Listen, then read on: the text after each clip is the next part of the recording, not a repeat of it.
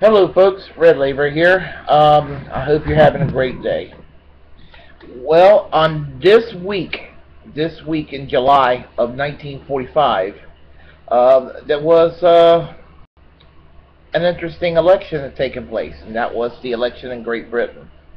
And that was the election that defeated Winston Churchill and his coalition government, and the British Labour Party supplanted the Liberal Party finally, and between 1945 and 1951, the most sweeping radical changes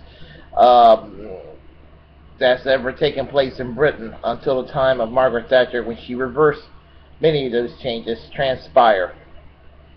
So what exactly did happen in 1945? Well, the World War II was still going on, but what happened was in 1945, the people were tired, and they were tired of war. And the empire was too expensive to maintain. And Clement Attlee would become the Prime Minister of Great Britain. Prior, he was the Deputy Prime Minister under Winston Churchill. Thing about Winston Churchill is that I respect Churchill, and there was a campaign theme that the Labour Party went by, and it said basically to respect Churchill, vote Labour. So that's what happened, and the British Labour Party came into power. And what happened during those years, the Labour Party introduced such sweeping reforms like the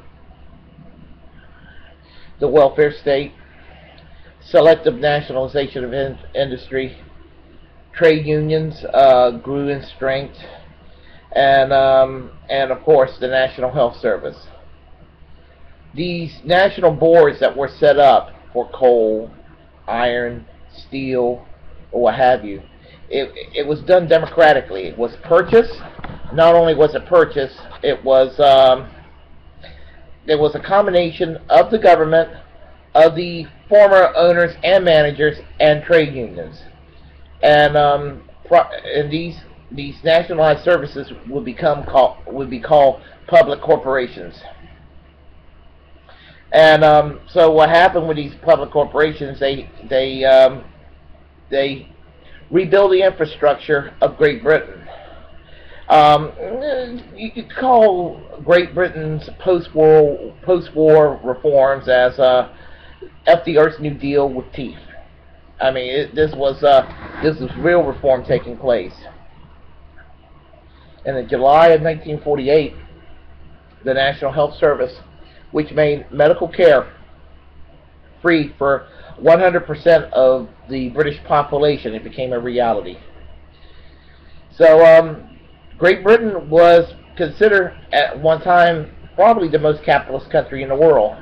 And by the time of the election, and by the time Winston Churchill returned back in power in 1951, the most capitalist nation in the world were introduced to democratic socialism.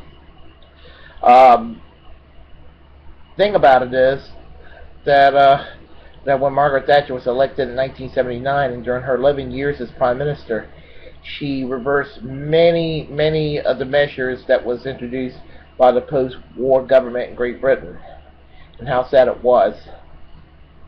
But I will say at least Margaret Thatcher didn't get rid of the National Health Service, and that's probably the one time I'm going to say something kind about her. But the sad thing about it is everybody in America today knows that they're politically knowledgeable, knows of Margaret Thatcher. Oh, she's the lady that really took the socialism and confronted it and eradicated it from Great Britain. But at the same time, nobody knows who brought socialism to Great Britain, and it was the Attlee government, Clement Attlee. And I just want to dedicate this post to the post-war government. Even in the 1950s, Tory Prime Minister Harold Macmillan acknowledged the reforms of the British Labour Party, which put British people back to work, created a prosperous society by the 1950s, very middle class oriented, and he acknowledged them with his campaign slogan with "You never had it so good," and that's pretty much what it was all about. The British people never had it so great because it was the socialist reforms that put the great back in Great Britain after World War II. And I would love to one day see that in the United States. I would love to see a viable Labor Party and introducing of sweeping reforms that could eradicate poverty from the United States once and for all. Thank you.